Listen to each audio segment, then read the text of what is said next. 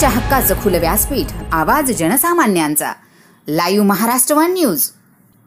विधानसभा निवडणूक 2024च्या पार्श्वभूमीवर निरीक्षक राज्य उत्पादन शुल्क विभाग अहिल्यानगर यांची धडाकेबाज कारवाई. हातभट्टी, गावठी दारू, देशी विदेशी दारूची वाहतूक व विक्री करणारे एक 4 चाकी, एक 3 चाकी आणि 6 दुचाकी वाहने जप्त. भारतीय निवडणूक आयोगाच्या वतीने महाराष्ट्रातील विधानसभा निवडणूक कार्यक्रम निश्चित करण्यात आला असून आदर्श आचारसंहितेच्या अनुषंगाने दिनांक 15 ऑक्टोबर 2024 ते 15 नोव्हेंबर 2024 दरम्यान निरीक्षक राज्य उत्पादन शुल्क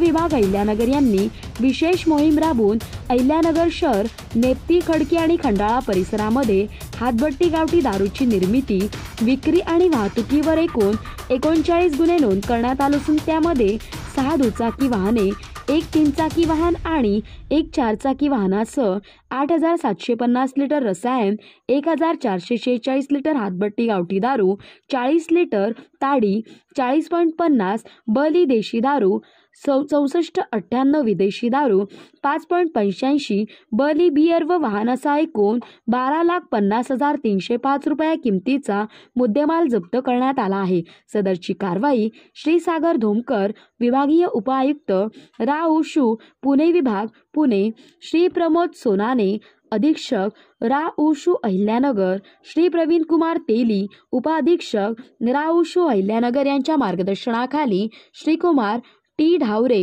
निरीक्षक विभाग दुय्यम निरीक्षक श्री उमेश दढाले, सुकेशिनी शिंदे, सदुनी SB लगड, सर्वश्री जवान दिनेश खैरे, निहाल उके, बळीराम नागरे, विद्या आव्हाड, SK सदगीर यांनी सहभाग घेतला आहे.